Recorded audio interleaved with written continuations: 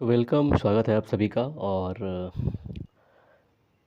बात कर रहे हैं आज हम भारतीय संविधान के जो केंद्रीय मंत्रिपरिषद है और महान्यायवादी और कैग यानी कि कंट्रोलर ऑडिटर जनरल यानी कि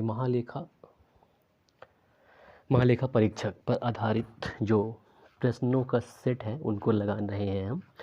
तो सबसे पहले बात करते हैं क्वेश्चन नंबर 1 की तरफ। तो क्वेश्चन नंबर 1 ये है जो कि केंद्रीय मंत्रिपरिषद से है कि भारत के प्रधानमंत्री के विषय में निम्न कथनों में से कौन सही है। पहला है कि वो मंत्रिपरिषद का नाममात्र का नेता होता है। दूसरा, वह संसद के प्रति उत्तरदायी नहीं है। तीसरा, वह अपने मंत्रियों में से किसी को बर्खास्त नहीं कर सकता है। और चौथा है कि प्रधानमंत्री मंत्रिपरिषद का वास्तविक नेता है। हमको बताना है कि इनमें से सही क्या है। तो यहाँ पे सही विकल्प हो जाएगा डी। आगे बढ़ते हैं क्वेश्चन नंबर 2 की तरफ। विकल्प है कि भारत के प्रधानमंत्री रिक्त स्थान होता है। क्या होता है इनमें? निर्वाचित, चयनित, मनोनीत या फिर नियुक्त। तो यहाँ पे सही विकल्प हो जाएगा डी, नियुक्त होता है ना। अब बढ़ते हैं हम क्वेश्चन नंबर 3 की तरफ। तो क्वेश्चन नंबर 3 में हमको बताना है कि निम्नलिखित में से क्या सत्य नहीं है। 4 विकल्प दिए हुए हैं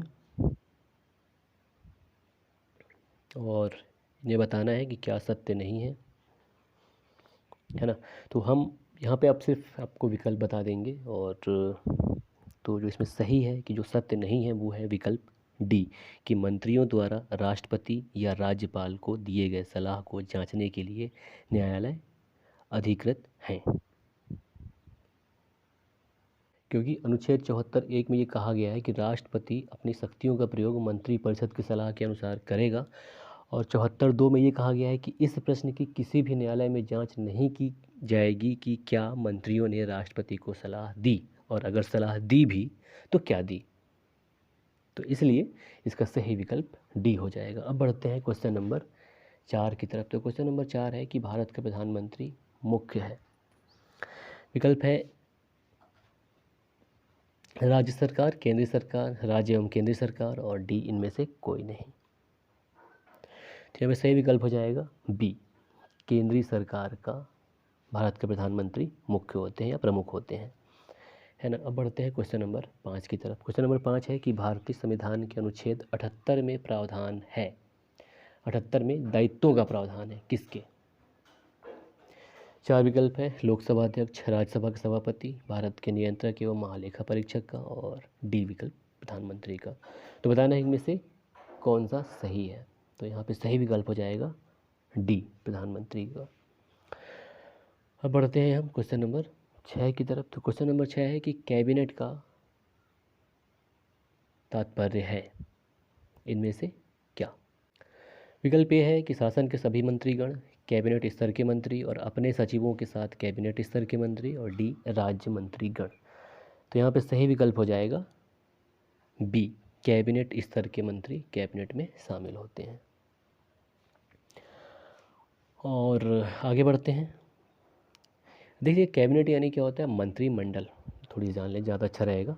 तो इसमें क्या है कि जो मंत्रिमंडल होती है ये मंत्रिपरिषद से छोटा होता है। इसमें बिल्कुल खास लोग ही होते हैं, जिसमें रक्षा मंत्री और गृह मंत्री, विदेश मंत्री शामिल होते हैं। अमूमन 3 या 4 या 5 होते हैं अधिकतम कैबिनेट या मंत्रिमंडल में, ठीक है।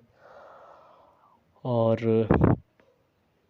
क्वेश्चन नंबर 7 की बात कर ले। तो क्वेश्चन नंबर 7 है कि संसदीय शासन में वास्तविक कार्यपालिका शक्ति किसके पास होती है? संसद, प्रधानमंत्री, राष्ट्रपति या फिर नौकरशाही। तो यहाँ पे सही विकल्प हो जाएगा बी, प्रधानमंत्री के पास। अनुच्छेद, है ना। अब क्वेश्चन नंबर 8 की बात कर ले। तो क्वेश्चन नंबर 8 है कि कथन दिए गए हैं, इन कथनों पर विचार करना है। पहला है कि राष्ट्रपति भारत सरकार का कार्य अधिक सुविधापूर्वक किए जाने के लिए और मंत्रियों में उक्त कार्य के आवंटन के लिए नियम बनाएगा, पहला कथन। दूसरा है कि भारत सरकार की समस्त कार्यपालक कार्रवाइयाँ प्रधानमंत्री के नाम से की हुई कही जाएंगी। अब हमको बताना है कि इनमें से कौन से सही है या नहीं।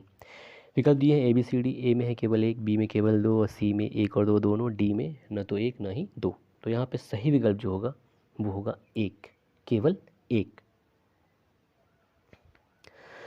क्योंकि जो राष्ट्रपति है ये भारत सरकार के कार्य इजली हो इसके लिए और मंत्रियों को उनके काम भी बांट देता है, तो ये करते हैं राष्ट्रपति, ठीक है। जबकि जो भारत सरकार के जितने भी कार्यपालक कार्रवाइयाँ हैं ये राष्ट्रपति के नाम से की जाती है, ना कि प्रधानमंत्री के नाम से। तो अब बढ़ते हैं क्वेश्चन नंबर 9 की तरफ। क्वेश्चन नंबर 9 ये है कि यदि भारत के प्रधानमंत्री संसद के उच्च सदन के सदस्य हैं तो क्या होगा। विकल्प है कि वे अविश्वास प्रस्ताव की स्थिति में अपने पक्ष में वोट नहीं दे सकेंगे, बी है कि वे निम्न सदन में बजट पर नहीं बोल सकेंगे, और सी है कि वे केवल उच्च सदन में ही वक्तव्य दे सकते हैं, और डी ये है कि उन्हें प्रधानमंत्री पद की शपथ ग्रहण करने के 6 माह के अंदर निम्न सदन का सदस्य बनना पड़ेगा। तो यहाँ पे सही विकल्प होगा ए, कि अविश्वास प्रस्ताव की स्थिति में अपने पक्ष में वोट नहीं दे सकेंगे। देखिए होता क्या है कि प्रधानमंत्री या मंत्रिपरिषद का कोई भी सदस्य जो किसी भी सदन का सदस्य हो, चाहे वो लोकसभा का हो या राज्यसभा का हो, वो बोल सकता है, मतदान कर सकता है, ठीक है। लेकिन जब वह उस सदन का सदस्य नहीं होता तो वहाँ तो वो बोल सकता है लेकिन मतदान में भाग नहीं ले सकता, ठीक है।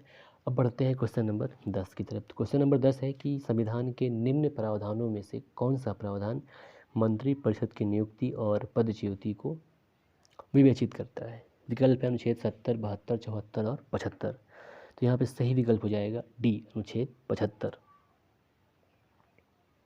ठीक है। अब बढ़ते हैं क्वेश्चन नंबर 11 की तरफ। तो क्वेश्चन नंबर 11 है कि आम तौर पर भारत के प्रधानमंत्री होते हैं। ए में है संसद का सदस्य नहीं, बी है लोकसभा के सदस्य, सी राज्यसभा के सदस्य, और डी दोनों सदनों के सदस्य। तो यहाँ पे ध्यान दीजिएगा, पूछा क्या है आम तौर पर। सवाल ये है कि आम तौर पर, देखिए संसद सदस्य तो होते हैं और वो कहीं से भी हो सकते हैं, लेकिन प्रायः ऐसा होता है कि वो लोकसभा के सदस्य होते हैं। क्योंकि आम तौर पूछा है तो यहाँ पे सही विकल्प बी हो जाएगा, लोकसभा के सदस्य। अब बात कर लेते हैं क्वेश्चन नंबर 12 की। तो क्वेश्चन नंबर 12 है कि council of scientific and industrial research यानी कि CSIR का अध्यक्ष कौन होता है। यानी कि वैज्ञानिक एवं औद्योगिक अनुसंधान परिषद का अध्यक्ष कौन होता है। विकल्प दिया है राष्ट्रपति, उपराष्ट्रपति, प्रधानमंत्री या फिर union minister of science and technology. तो यहाँ पे सही विकल्प हो जाएगा सी, प्रधानमंत्री CSIR के अध्यक्ष होते हैं। अब बढ़ते हैं क्वेश्चन नंबर 13 की तरफ। तो क्वेश्चन नंबर 13 है कि राष्ट्रीय सुरक्षा समिति का प्रधान कौन होता है। विकल्प है गृह मंत्री, प्रधानमंत्री, राष्ट्रपति या फिर उपराष्ट्रपति। तो यहाँ पे सही विकल्प बी हो जाएगा, प्रधानमंत्री। अब बढ़ते हैं क्वेश्चन नंबर 14 की तरफ। तो क्वेश्चन नंबर 14 है कि भारत के प्रधानमंत्री की नियुक्ति के समय 4 विकल्प दिए हुए हैं।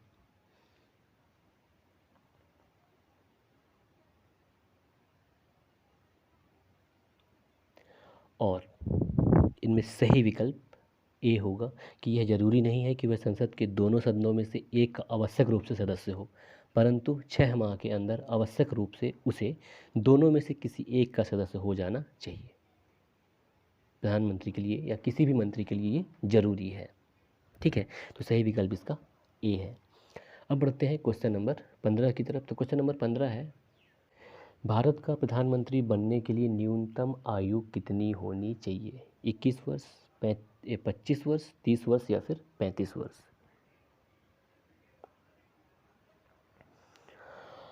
तो यहाँ पर सही विकल्प है बी, 25 वर्ष। जब क्योंकि लोकसभा का सदस्य जो हो बन सकता है वो देश का प्रधानमंत्री बन सकता है, इसलिए अब चूंकि न्यूनतम आयु पूछ रहा है तो 25 वर्ष है यहाँ पे सही विकल्प बी, है ना। अब बढ़ते हैं क्वेश्चन नंबर 16 की तरफ। 16 में प्रश्न है कि उप प्रधानमंत्री का जो पद सृजित हुआ कैसे हुआ। 4 विकल्प है। ए है मूल संविधान के अंतर्गत हुआ, संविधान के प्रावधानों से हटकर हुआ, और सी है कि 44वें संविधान संशोधन के द्वारा हुआ, डी है 85वें संविधान संशोधन के द्वारा हुआ। तो यहाँ पे सही विकल्प है संविधान के प्रावधानों से हटकर हुआ उप प्रधानमंत्री पद का सृजन, क्योंकि ये राजनीतिक मजबूरी हो गई थी, हो जाती है, इसकी वजह से उप प्रधानमंत्री का पद सृजन किया गया। तो ये कहीं भी संवैधानिक प्रावधान इसके लिए नहीं है ना। और अब बढ़ते हैं क्वेश्चन नंबर 17 की तरफ। तो क्वेश्चन नंबर 17 है कि प्रधानमंत्री को कैसे चुना जाता है। पहला है कि लोकसभा के द्वारा चुना जाता है और संसद के द्वारा चुना जाता है, राष्ट्रपति के द्वारा नियुक्त किया जाता है, लोकसभा में बहुमत प्राप्त पार्टी द्वारा नामित किया जाता है। सही विकल्प इसका सी हो जाएगा कि राष्ट्रपति के द्वारा इनको नियुक्त किया जाता है। क्वेश्चन नंबर 18 की तरफ बढ़ते हैं। तो क्वेश्चन नंबर 18 है कि निम्नलिखित में से कौन सा वक्तव्य सही है। भारत का प्रधानमंत्री, फिर 4 वक्तव्य दिए गए हैं। पहला वक्तव्य है कि संसद के दोनों सदनों के सदस्यों में से अपने मंत्रियों का चयन करने के लिए स्वतंत्र है। तो एक ये हो गया। बी ये है कि इस विषय में भारत के राष्ट्रपति के साथ उचित परामर्श करके अपने मंत्रिमंडल के सहयोगियों का चयन कर सकता है। सी है वह अपने मंत्रिमंडल में मंत्री के रूप में काम करने के लिए व्यक्तियों का चयन करने में पूर्णतः स्वविवेक का प्रयोग करता है। डी है कि अपने मंत्रिमंडल के सहयोगियों का चयन करने में सीमित शक्तियां रखता है क्योंकि स्वविवेक प्रयोग की शक्तियां भारत के राष्ट्रपति में निहित हैं। आपको बताना कि इनमें सही कौन सा है, तो इसमें सही विकल्प सी हो जाएगा। ठीक है, अब बढ़ते हैं हम क्वेश्चन नंबर 19 की तरफ। तो क्वेश्चन नंबर 19 है कि जो व्यक्ति संसद का सदस्य नहीं है केंद्रीय मंत्री रह सकता है कितने समय तक के लिए, 1 वर्ष, 6 माह, 3 माह या फिर 1 माह। सही विकल्प हो जाएगा बी, 6 माह। क्वेश्चन नंबर 20 की बात कर ले तो क्वेश्चन नंबर 20 है कि भारत की संसद के संबंध में निम्न में से कौन सा कथन सही नहीं है। 4 विकल्प है ना। तो इसमें जो सही विकल्प है वो है सी कि मंत्रिमंडल की सदस्यता निम्न सदन तक सीमित है। ऐसा नहीं है, ये निम्न सदन उच्च सदन दोनों के लोगों को मंत्रिमंडल में शामिल किया जा सकता है। तो सही विकल्प सी है इसका, है ना। क्वेश्चन नंबर 21 की तरफ बढ़ते हैं। तो क्वेश्चन नंबर 21 में सवाल है कि मंत्री परिषद सामूहिक रूप से उत्तरदायी होता है।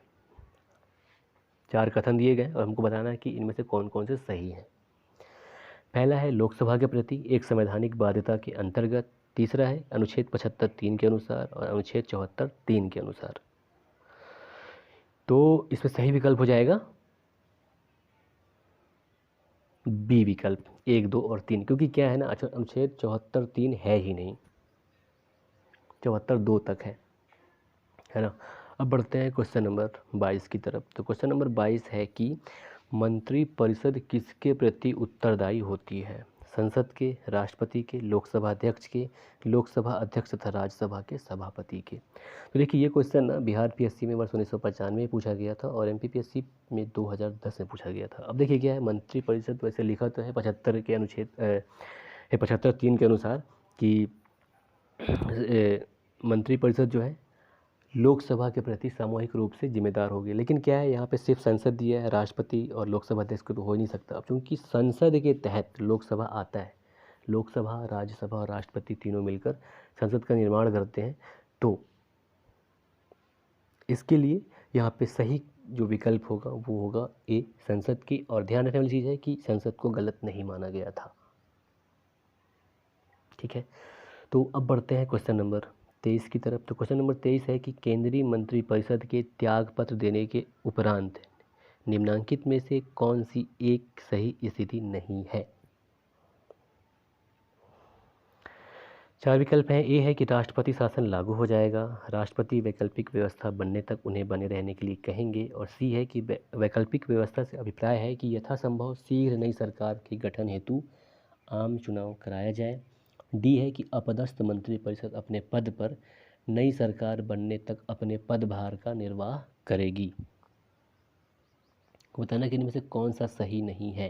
तो यहाँ पे सही विकल्प ए होगा, क्योंकि राष्ट्रपति शासन लागू नहीं होगा, बल्कि जब तक वैकल्पिक व्यवस्था नहीं बनेगी मंत्रिपरिषद कार्य करती रहेगी, है ना। तो सही विकल्प यहाँ पे क्वेश्चन नंबर 23 का ए हो जाएगा। अब बढ़ते हैं क्वेश्चन नंबर 24 की तरफ। तो क्वेश्चन नंबर 24 है कि संघीय मंत्रिपरिषद के मंत्री सामूहिक रूप से उत्तरदायी होते हैं किन के प्रति। प्रधानमंत्री के प्रति, राष्ट्रपति के प्रति, संसद के प्रति, केवल लोकसभा के प्रति।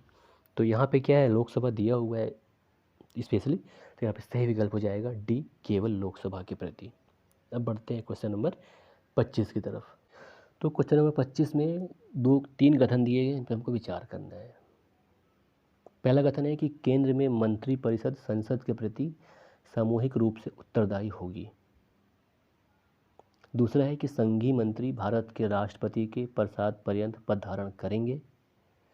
तीसरा है कि विधि निर्माण हेतु प्रस्ताव के बारे में प्रधानमंत्री राष्ट्रपति को सूचित करेगा। अब हमको बताना है कि इनमें से कौन से कथन सही है या नहीं है। अब देखिए यहाँ पे क्लियर कर रहा है कि विकल्प ए में केवल 1 है, बी में 2 और 3 है, सी में 1 और 3 और डी में केवल 1, 2 और 3, मतलब सभी हैं।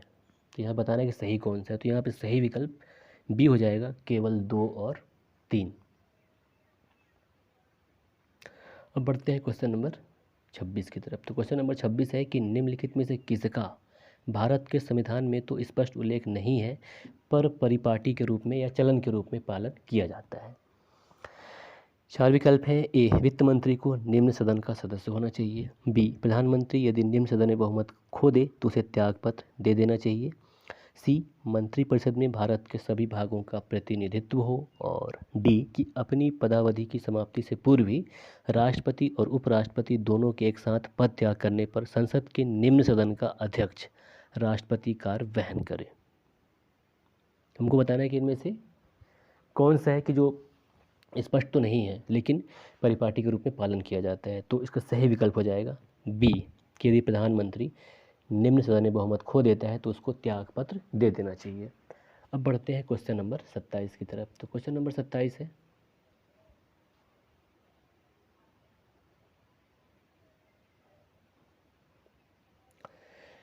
कि निम्न में से कौन सा प्रस्ताव भारत में मंत्री परिषद रख सकते हैं। एक्चुअली क्या है, ये थोड़ी सी गड़बड़ हो गई, 25 मैंने कर दिया, क्वेश्चन नंबर 27 है ये, कि अविश्वास प्रस्ताव, भर्त्सना प्रस्ताव या फिर स्थगन प्रस्ताव या फिर विश्वास प्रस्ताव। सही विकल्प हो जाएगा विश्वास प्रस्ताव। अब देखिए, विश्वास प्रस्ताव या फिर जो अविश्वास प्रस्ताव है ये विपक्षी पार्टी लाती हैं।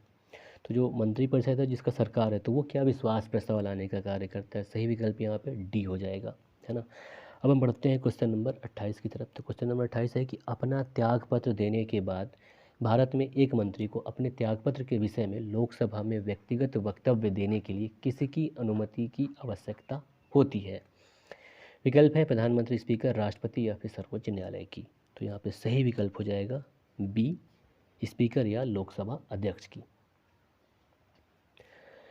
ये लोकसभा का अपना नियम है, नियम 199 के तहत ऐसा किया जाता है कि जो व्यक्ति अपना त्यागपत्र देते हैं वो वक्तव्य देना चाहें, कुछ बोलना चाहें तो लोकसभा से अनुमति लेकर वक्तव्य दे सकते हैं, या फिर अगर नहीं चाहते हैं तो नहीं बोल सकते हैं।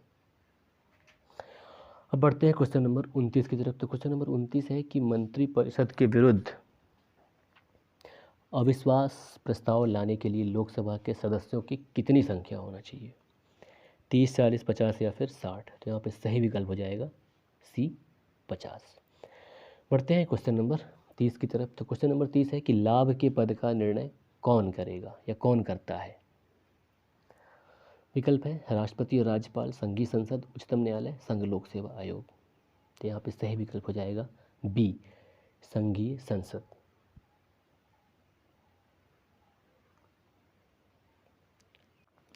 ध्यान दीजिएगा, अगर यहाँ पे राज्य विधान मंडल या फिर राज्य विधानसभा हो और संघीय संसद न हो तो राज्य विधान मंडल भी सही होगा, क्योंकि राज्यों के मामलों में राज्य विधान मंडल ये तय करता है और केंद्र के मामलों में संघीय संसद ये फैसला करता है लाभ के पद का निर्णय। ठीक है, अब बढ़ते हैं क्वेश्चन नंबर 31 की तरफ। तो क्वेश्चन नंबर 31 है कि भारतीय राजनीतिक व्यवस्था में कार्यपालिका किसके अधीन रहकर कार्य करती है। न्यायपालिका, विधायिका, चुनाव आयोग या फिर संघ लोक सेवा आयोग के अधीन रहकर। तो यहाँ पे सही विकल्प हो जाएगा बी, विधायिका के अधीन रहकर। अब क्वेश्चन नंबर 32 की बात कर लें। तो क्वेश्चन नंबर 32 है कि मध्य प्रदेश का कौन सा नेता नेहरू की कैबिनेट में पहले गृह मंत्री और बाद में रक्षा मंत्री बना। विकल्प दिए गए हैं प्रकाश चंद्र सेठी, रविशंकर शुक्ला, कैलाश नाथ काटजू या फिर द्वारका नाथ मिश्र। तो सही विकल्प हो जाएगा यहाँ पे सी, कैलाश नाथ काटजू। तो ये क्या था, ये 1951 में ये पहले विधि मंत्री के रूप में शामिल हुए और इसी वर्ष वो देश के तीसरे गृह मंत्री बनते हैं 1951 में, और 1955 में इनको रक्षा मंत्री बनाया गया। इसके अलावा ये 1957 से 1962 तक मध्य प्रदेश के मुख्यमंत्री भी रहे। अब बढ़ते हैं क्वेश्चन नंबर 33 की तरफ। तो क्वेश्चन नंबर 33 है कि स्वतंत्र भारत के प्रथम वित्त मंत्री कौन थे?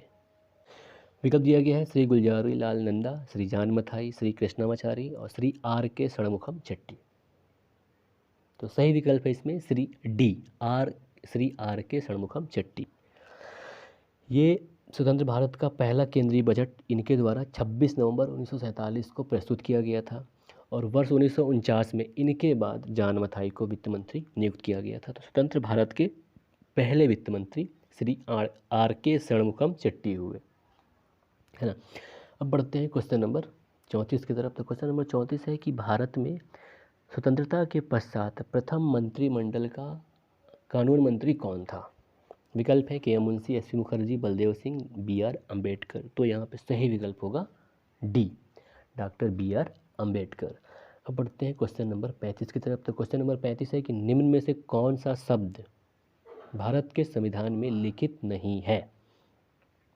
वार्षिक वित्तीय विवरण, विनियोग विधेयक, बजट, भारत की संचित निधि। तो यहाँ पे सही विकल्प क्या हो जाएगा? सी, बजट का भारतीय संविधान में, बजट शब्द का भारतीय संविधान में कहीं भी कोई उल्लेख नहीं है, बल्कि उसकी जगह वार्षिक वित्तीय विवरण का प्रयोग किया गया है।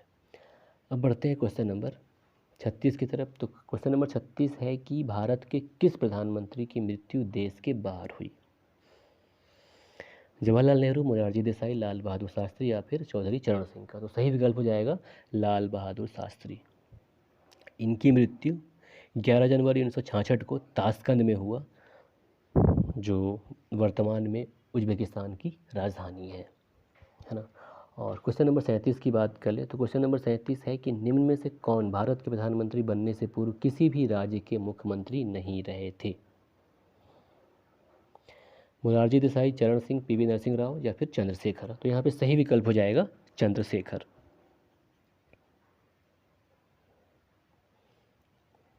देखिए, मोरारजी देसाई की अगर हम बात करें तो मोरारजी देसाई महाराष्ट्र के मुख्यमंत्री थे, जबकि पीवी नरसिंह राव की बात करें तो ये आंध्र प्रदेश के मुख्यमंत्री थे। और आगे बढ़ते हैं अब क्वेश्चन नंबर 38 की तरफ। तो क्वेश्चन नंबर 38 है कि भारत के प्रधानमंत्रियों में से कौन अपने कार्यकाल में संसद में कभी भी उपस्थित नहीं हुआ? विकल्प है अटल बिहारी वाजपेयी, वीपी सिंह, चंद्रशेखर, डी चौधरी चरण सिंह। तो यहाँ पे सही विकल्प हो जाएगा डी चौधरी चरण सिंह। देखिए, हुआ गया था ये 28 जुलाई सन 1979 यानी कि 1979 से 14 जनवरी 1980 तक ये भारत के प्रधानमंत्री रहे थे। और जब ये प्रधानमंत्री बने देश के, तो इनके कार्यकाल के समय यानी जुलाई से जनवरी महीने तक लोकसभा का कोई बैठक ही नहीं हुआ। और जिस दिन लोकसभा का बैठक होना था उससे ठीक एक दिन पहले कांग्रेस पार्टी के द्वारा समर्थन वापस ले लिया गया था और इनको अपने पद से इस्तीफा देना पड़ा था। तो ऐसे पहले प्रधानमंत्री हुए जो कभी भी संसद नहीं गए। तो सही विकल्प डी चौधरी चरण सिंह। अब चलते हैं क्वेश्चन नंबर 39 की तरफ। तो क्वेश्चन नंबर 39 है कि संविधान में मंत्रिमंडल शब्द का एक ही बार प्रयोग हुआ है और वह किस अनुच्छेद में है? अनुच्छेद 352 में, 74 में, 356 में या फिर 76 में। तो यहाँ पे सही विकल्प हो जाएगा ए, अनुच्छेद 352 में। अब चलते हैं क्वेश्चन नंबर 40 की तरफ। तो क्वेश्चन नंबर 40 है कि निम्न में से कौन सा संशोधन यह बताता है कि कुल मंत्रियों की संख्या प्रधानमंत्री को सम्मिलित करते हुए लोकसभा के सदस्यों की कुल संख्या के 15% से अधिक नहीं होगी? विकल्प है 90वां, 91वां, 92वां या फिर 93वां। तो इसका सही विकल्प है बी, 91वां, जो कि संविधान संशोधन 2003 में हुआ था। और 75 में, अनुच्छेद 75 की धारा 1 में ये बात जोड़ा गया कि मंत्रिपरिषद में प्रधानमंत्री सहित मंत्रियों की कुल संख्या सदन के कुल सदस्यों की संख्या के 15% से अधिक नहीं होगा। तो यहाँ पे सही विकल्प बी है। अब चलते हैं क्वेश्चन नंबर 41 की तरफ। तो क्वेश्चन नंबर 41 है कि निम्न में से कौन आधिकारिक दस्तावेज भारत से संबंधित है? हरित पत्र, श्वेत पत्र, पीत पुस्तिका या फिर नीली पुस्तिका? तो यहाँ पे सही विकल्प हो जाएगा बी, श्वेत पत्र। ये भारत सरकार या फिर इसके किसी भी मंत्रालय के द्वारा किसी भी विषय पर विस्तृत एवं जो आधिकारिक विवरण जारी किया जाता है उसको भारत में श्वेत पत्र के नाम से जाना जाता है। अब बढ़ते हैं क्वेश्चन नंबर 42 की तरफ। महान्यायवादी और कैग की बात कर लें, सीएजी की। तो पहला सवाल यह है कि भारत सरकार को कानूनी विषयों पर कौन परामर्श देता है? अटॉर्नी जनरल, उच्चतम न्यायालय के मुख्य न्यायाधीश या फिर विधि आयोग के अध्यक्ष या फिर इनमें से कोई नहीं? तो सही विकल्प है ए, अटॉर्नी जनरल यानी कि महान्यायवादी। क्वेश्चन नंबर 2 है कि निम्न में से कौन राष्ट्रपति के प्रसाद पर्यंत अपना पद धारण करता है? विकल्प है भारत का नियंत्रक एवं महालेखा परीक्षक, मुख्य निर्वाचन आयुक्त, लोकसभा अध्यक्ष और भारत का महान्यायवादी। इसका सही विकल्प है डी, भारत का महान्यायवादी।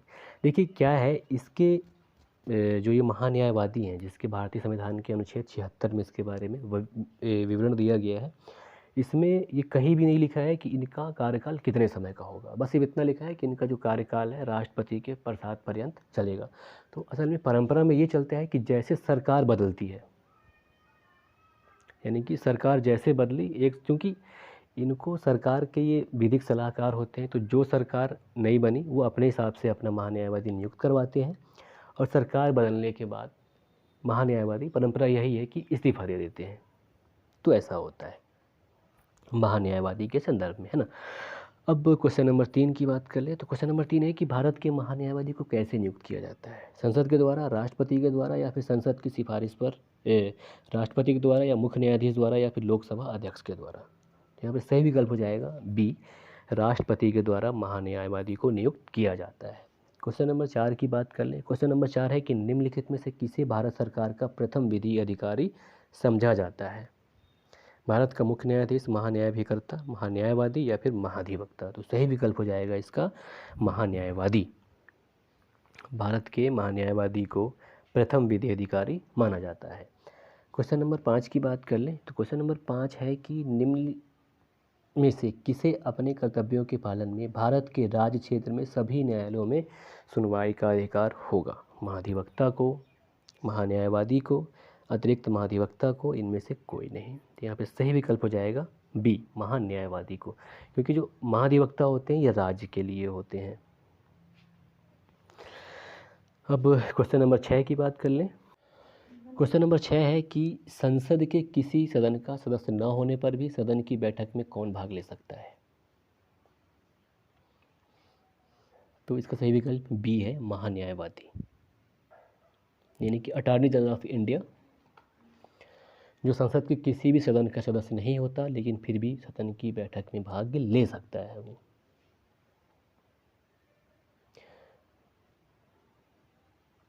अनुच्छेद 88 में ये कहा गया है, ठीक है। अनुच्छेद जो 88 है भारतीय संविधान का वो इस चीज़ से संबंधित है,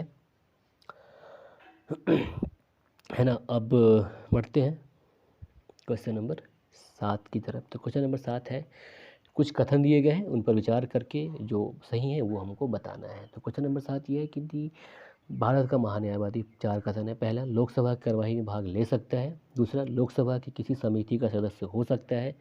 तीसरा, लोकसभा में बोल सकता है। और चौथा है कि लोकसभा में मतदान कर सकता है।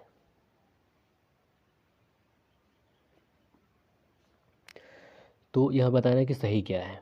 तो इसमें विकल्प दिए गए हैं, ए में केवल 1 है, बी में केवल 2 और 4 है, सी में 1 2 3 है और डी में 1 और 3 है। तो यहाँ पे सही विकल्प हो जाएगा सी, 1 2 और 3, क्योंकि उसको मतदान करने का कहीं से भी कोई अधिकार नहीं है, इसलिए सही विकल्प हो जाएगा सी, 1 2 और 3। क्वेश्चन नंबर 8 की बात करें तो क्वेश्चन नंबर 8 है कि सॉलिसिटर जनरल निम्न में से क्या होता है? सरकारी अधिवक्ता, राष्ट्रपति का कानूनी अधिकारी, कानूनी सलाहकार, प्रशासनिक अधिकारी? यहाँ पे सही विकल्प हो जाएगा सी, कानूनी सलाहकार। होता क्या है कि जो अटॉर्नी जनरल यानी कि भारत के महान्यायवादी होते हैं, उनके अतिरिक्त भी कानूनी सलाहकार के रूप में अन्य विधि अधिकारी होते हैं जिनको सॉलिसिटर जनरल कहा जाता है। और इनका काम होता है कि ये महान्यायवादी को हेल्प करें उनके काम में। और क्वेश्चन नंबर 9 की बात कर लें तो क्वेश्चन नंबर 9 है कि कानूनी विषयों पर राज्य सरकार को कौन परामर्श देता है। 4 विकल्प है, इनमें सही विकल्प हो जाएगा बी, महाधिवक्ता, या जिसे एडवोकेट जनरल भी कहा जाता है ना। अब बढ़ते हैं क्वेश्चन नंबर 10 की तरफ। तो क्वेश्चन नंबर 10 है कि भारतीय संविधान के किस अनुच्छेद के अंतर्गत भारत के नियंत्रक एवं महालेखा परीक्षक की नियुक्ति होती है। अनुच्छेद 146, 147, 148, 149। तो सही विकल्प हो जाएगा सी, अनुच्छेद 148 के तहत भारत के नियंत्रक एवं महालेखा परीक्षक यानी कैग की नियुक्ति होती है। ठीक है, और इनकी नियुक्ति राष्ट्रपति द्वारा की जाती है। अब आगे बढ़ते हैं क्वेश्चन नंबर 11 की तरफ। तो क्वेश्चन नंबर 11 है कि भारत के नियंत्रक एवं महालेखा परीक्षक के संघ के लेखा संबंधी प्रतिवेदनों को सर्वप्रथम किसे प्रस्तुत किया जाता है। 4 विकल्प हैं, लोक लेखा समिति के अध्यक्ष को, लोकसभा के अध्यक्ष को, भारत के कानून मंत्री को, भारत के राष्ट्रपति को। तो सही विकल्प है इसका डी, ये अपना रिपोर्ट सबसे पहले भारत के राष्ट्रपति को प्रस्तुत करते हैं। क्वेश्चन नंबर 12 की बात कर लें तो क्वेश्चन नंबर 12 है कि भारत के नियंत्रक एवं महालेखा परीक्षक के पद पर नियुक्ति का कार्यकाल होता है 4 वर्ष, 5 वर्ष, 6 वर्ष या फिर 7 वर्ष। तो इसका सही विकल्प है सी, 6 वर्ष। देखिए होता क्या है कि जो भारतीय संविधान का अनुच्छेद 148 है उसके 3 के अनुसार नियंत्रक एवं महालेखा परीक्षक का जो वेतन और सेवा शर्त है इसको निर्धारित करने का अधिकार संसद को दिया गया है। तो संसद ने क्या किया, वर्ष 1971 में सीएजी के वेतन एवं सेवा से संबंधित प्रावधानों को अधिनियमित किया और वहाँ पे इन्होंने कैग के कार्यकाल को 6 वर्ष किया या फिर अधिकतम 65 वर्ष किया है। ठीक है, अब बात करते हैं क्वेश्चन नंबर 13 की। तो क्वेश्चन नंबर 13 है कि नियंत्रक एवं महालेखा परीक्षक को उसके पद से किसके द्वारा हटाया जाता है। राष्ट्रपति द्वारा, संसद के दोनों सदनों के संबोधन पर, सर्वोच्च न्यायालय द्वारा, राष्ट्रपति की संस्तुति पर, सर्वोच्च न्यायालय के द्वारा। क्या है इनमें सही? तो इसका सही विकल्प बी है, संसद के दोनों सदनों के संबोधन पर, क्योंकि अनुच्छेद 148 में यही कहा गया है कि उसको उसके पद से केवल उसी रीति और उन्हीं आधारों पर हटाया जाएगा जिस रीति से और जिन आधारों पर उच्चतम न्यायालय के न्यायाधीश को हटाया जाता है। तो इसके लिए क्या है कि दोनों सदन जब उसके लिए पारित करेंगे तब जाके इनको हटाया जाता है। अब क्वेश्चन नंबर 14 की बात कर लें तो क्वेश्चन नंबर 14 है कि भारत का नियंत्रक एवं महालेखाकार या महालेखा परीक्षक निम्न में से किसका मित्र और मार्गदर्शक होता है। प्रवर समिति का, प्राक्कलन समिति का, प्रधानमंत्री का या फिर लोक लेखा समिति का। तो सही विकल्प है डी, लोक लेखा समिति का। तो ये था भारतीय संविधान के मंत्रिपरिषद और महान्यायवादी तथा भारत के नियंत्रक एवं महालेखा परीक्षक पर आधारित सवालों का समूह। अब नेक्स्ट वीडियो में हम बात करेंगे संसद और संसद से जितने भी संभावित प्रश्न आ सकते हैं उन पर। थैंक्स अ लॉट, नमस्कार।